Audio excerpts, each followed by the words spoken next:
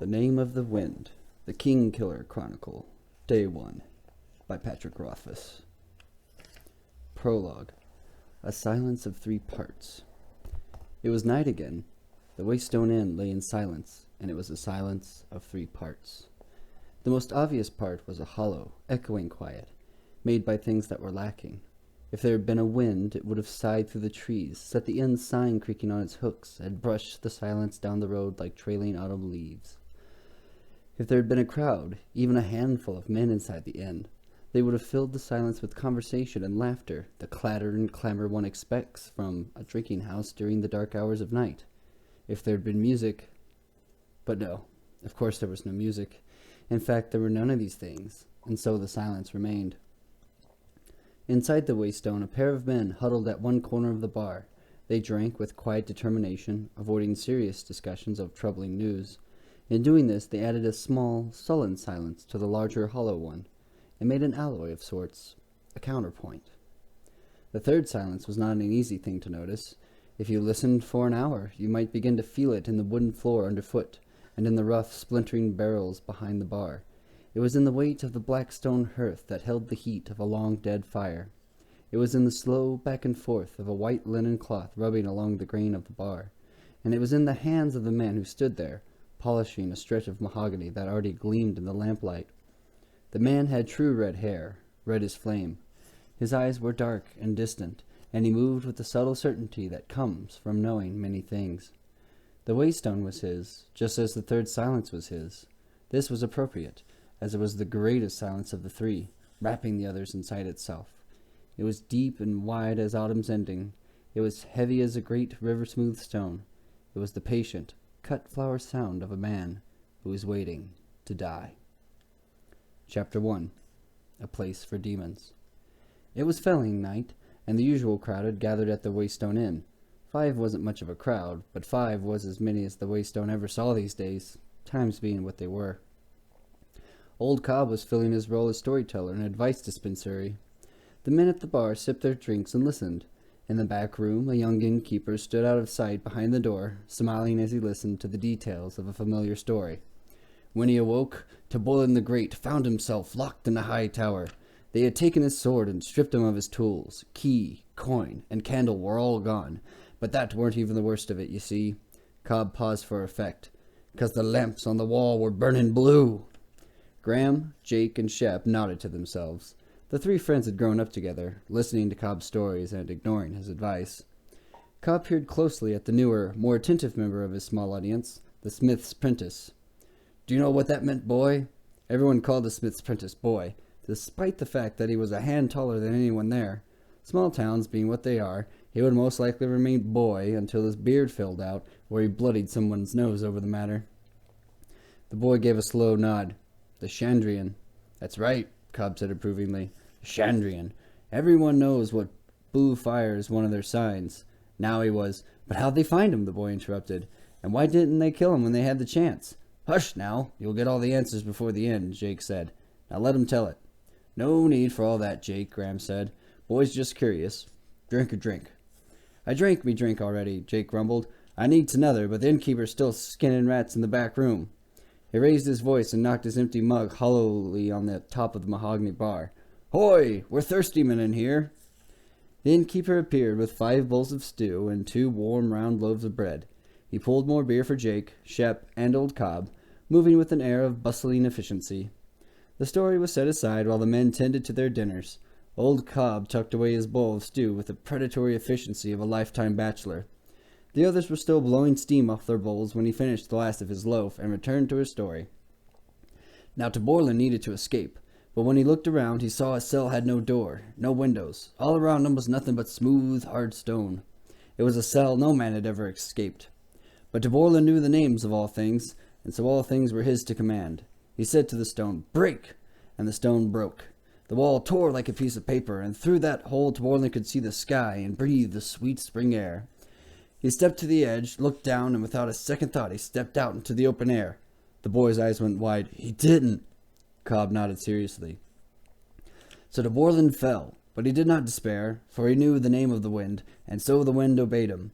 He spoke to the wind, and it cradled and caressed him. It bore him to the ground as gently as a puff of thistledown, and set him on his feet softly as a mother's kiss. And when he got to the ground and felt his side where they'd stabbed him, he saw that it weren't hardly a scratch. Now maybe it was just a piece of luck. Cobb tapped the side of his nose knowingly. Or maybe it had something to do with the amulet he was wearing under his shirt. What amulet? The boy asked eagerly through a mouthful of stew. Old Cobb leaned back on his stool, glad for the chance to elaborate. A few days earlier, Taborlin had met a tinker on the road, and even though Taborlin didn't have much to eat, he shared his dinner with the old man. Right sensible thing to do, Graham said quietly to the boy. Everyone knows, a tinker pays for kindness twice. No, Jake grumbled. Get it right. A tinker's advice pays kindness twice. The innkeeper spoke up for the first time that night. Actually, you're missing more than half, he said, standing in the doorway behind the bar. A tinker's debt is always paid, once for any simple trade, twice for freely given aid, thrice for an insult made. The men at the bar seemed almost surprised to see Coat standing there. They'd been coming to the Waystone every felling night for months, and Coat had never interjected anything of his own before. Not that you could expect anything else, really. He'd only been in town for a year or so. He was still a stranger. The smith's apprentice had lived here since he was 11, and he was still referred to as that Ranish boy, as if Ranish were some foreign country and not a town less than 30 miles away. Just something I heard once, Coat said to fill the silence, obviously embarrassed. Old Cobb nodded before he cleared his throat and launched back into the story. Now this amulet was worth a whole bucket of gold royals, but on account of Taborlin's kindness, the tinker sold it to him for nothing but an iron penny, a copper penny, and a silver penny. It was black as a winter night and cold as ice to touch, but so long as it was round his neck, Taborlin would be safe from the harm of evil things, demons and such. I'd give a good piece for such a thing these days, Shep said darkly. He had drunk most and talked least over the course of the evening. Everyone knew that something bad had happened out on his farm last sendling night, but since they were good friends, they knew better than to press him for the details, at least, not this early in the evening, not as sober as they were. Aye, who wouldn't, old Cobb said judiciously, taking a long drink. I didn't know the Sandrian were demons, the boy said. I had heard, they ain't demons, Jake said firmly. They were the first 6 people to refuse Talu's choice of the path, and he cursed them to wander the corners. Are you telling this story, Jacob Walker? Cobb said sharply. 'Cause if you are, I'll just let you get on with it. The two men glared at each other for a long moment. Eventually, Jake looked away, muttering something that could conceivably have been an apology. Cobb turned back to the boy. That's the mystery of the Shandrian, he explained. Where do they come from? Where do they go after they've done their bloody deeds? Are they men who sold their souls? Demons? Spirits? No one knows. Cobb shot Jake a profoundly disdainful look, though every half-wit claims he knows. The story fell further into bickering at this point, about the nature of the Shandrian, the signs that showed their presence to the wary, and whether the amulet would protect Taborlin from bandits, or mad dogs, or falling off a horse. Things were getting heated when the front door banged open. Jake looked over. It's about time you got in, Carter. Tell this damn fool the difference between a demon and a dog. Everybody know... Jake stopped mid-sentence and rushed to the door. God's body, what happened to you? Carter stepped into the light, his face pale and smeared with blood. He clutched an old saddle blanket to his chest. It was an odd, awkward shape, as if it were wrapped around a tangle of kindling sticks. His friends jumped off their stools and hurried over at the sight of him. I'm fine, he said as he made his slow way into the common room. His eyes were wild around the edges, like a skittish horse. I'm fine. I'm fine. He dropped the bundled blanket onto the nearest table where it knocked hard against the wood, as if it were full of stones. His clothes were crisscrossed with long straight cuts. His gray shirt hung in loose tatters except where it was stuck to his body, stained a dark, sullen red. Graham tried to ease him into a chair. Mother of God, sit down, Carter. What happened to you? Sit down. Carter shook his head stubbornly. I told you, I'm fine. I'm not hurt that bad. How many were there? Graham said.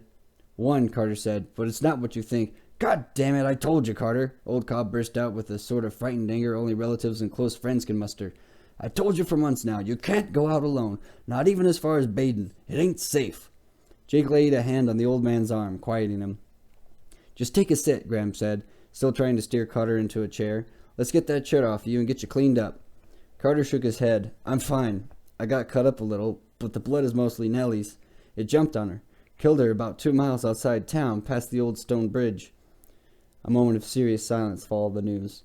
The smith's apprentice laid a sympathetic hand on Carter's shoulder. Damn, that's hard.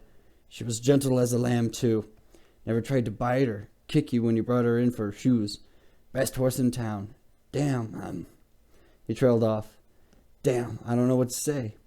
He looked around helplessly. Cobb finally managed to free himself from Jake. I told you, he repeated, shaking a finger in Carter's direction. There's folks out, lady, that would kill you for a pair of pennies, let alone a horse and cart. What are you going to do now? Pull it yourself? There was a moment of uncomfortable quiet. Jake and Cobb glared at each other while the rest seemed at a loss for words, unsure of how to comfort their friend. The innkeeper moved carefully through the silence. Arms full, he stepped nimbly around Shep and began to arrange some items on a nearby table. A bowl of hot water, shears, some clean linen, a few glass bottles, needle and gut. This never would have happened if he'd listened to me in the first place, old Cobb muttered. Jake tried to quiet him, but Cobb brushed the younger man aside. I'm just telling the truth. It's a damn shame about Nellie, but he better listen now or he'll end up dead. You don't get lucky twice with those sort of men. Carter's mouth made a thin line. He reached out and pulled the edge of the bloody blanket. Whatever was inside flipped over once and snagged on the cloth. Carter tugged harder, and there was a clatter like a bag of flat river stones upended onto the tabletop. It was a spider as large as a wagon wheel, black as slate. The Smith's apprentice jumped backward and hit a table, knocking it over and almost falling to the ground himself. Cobb's face went slack. Graham, Shep, and Jake made wordless, startled sounds and moved away, raising their hands to their faces. Carter took a step backward that was almost like a nervous twitch. Silence filled the room like a cold sweat. The innkeeper frowned. They can't have made it this far west yet, he said softly. If not for the silence, it was unlikely anyone would have heard him, but they did.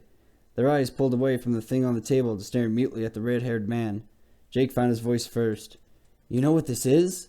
The innkeeper's eyes were distant. Scrael, he said distractedly. I thought the mountains. Scrael? Jake broke in. Blackened body of Godcoat. You've seen these things before? What? The red-haired innkeeper looked up sharply as if suddenly remembering where he was. Oh, no, of course not. Seeing that he was the only one within arm's length of the dark thing, he took a measured step away. Just something I heard. They stared at him. Do you remember the trader that came through about 2 span ago? They all nodded. Bastard tried to charge me 10 pennies for a half-pound of salt, Cobb said reflexively, repeating the complaint for perhaps the 100th time. Wish I'd bought some, Jake mumbled. Graham nodded a silent agreement. He was a filthy shin. Cobb spat, seeming to find comfort in the familiar words. I might pay 2 in a tight time, but 10 is robbery. Now if there are more of those on the road, Ship said darkly. All eyes went back to the thing on the table. He told me he'd heard of them over near Melcombe, Coates said quickly, watching everyone's faces as they studied the thing on the table. I thought he was just trying to drive up his prices. What else did he say? Carter asked. The innkeeper looked thoughtful for a moment, then shrugged. I didn't get the whole story. He was only in town for a couple hours. I don't like spiders, the Smith's apprentice said. He remained on the other side of a table some 15 feet away, covered up. It's not a spider, Jake said. It's got no eyes. It's got no mouth either, Carter pointed out. How does it eat? What does it eat? Shep said darkly.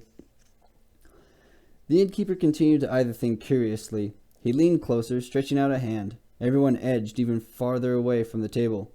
Careful, Carter said. Its feet are sharp like knives. More like razors, Coates said. His long fingers brushed the thing's black, featureless body. It's smooth and hard, like pottery. Don't go messing with it, the Smith's apprentice said. Moving carefully, the innkeeper took one of the long, smooth legs and tried to break it with both hands like a stick. Not pottery, he amended. He set it against the edge of a table and leaned his weight against it. It broke with a sharp crack. More like stone. He pointed up at Carter. How did it get all these cracks? He pointed at the thin fractures that crazed the smooth black surface of the body. Nellie fell on it, Carter said. It jumped out of a tree and started to climb all over her, cutting her up with its feet. It moved so fast, I didn't even know what was going on. Carter finally sank into the chair at Graham's urging. She got tangled in her harness and fell on it, broke some of its legs. Then it came after me, got on me, crawling all over. He crossed his arms in front of his bloody chest and shuddered. I managed to get it off me and stomped it as hard as I could. Then it got on me again. He trailed off, his face ashen. The innkeeper nodded to himself as he continued to prod the thing. There's no blood, no organs. It's just gray inside. He poked it with a finger, like a mushroom. Great Telu, just leave it alone, the Smith's apprentice begged. Sometimes spiders twitch after you kill them. Listen to yourselves, Cobb said scathingly. Spiders don't get big as pigs. You know what this is. He looked around, making eye contact with each of them. It's a demon.